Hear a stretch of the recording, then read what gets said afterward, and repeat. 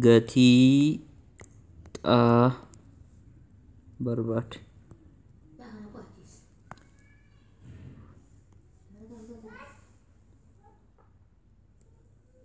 Tokkoffaa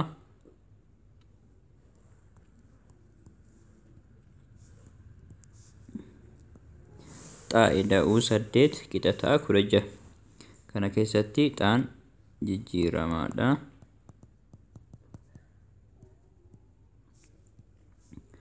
8 fi 6 ammoo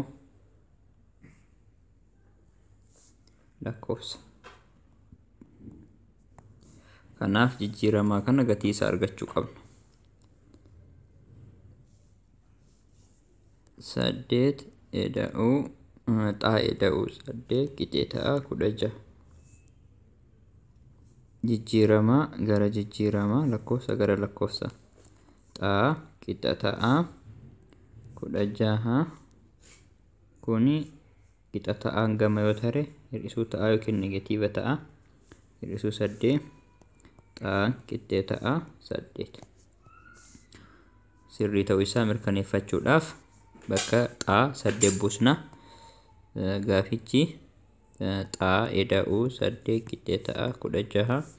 Kanaaf gatiin xaa yoo 8 ta'e 8 ida'uu 8 qixa ta'a 16. 16 qixa ta'a 16.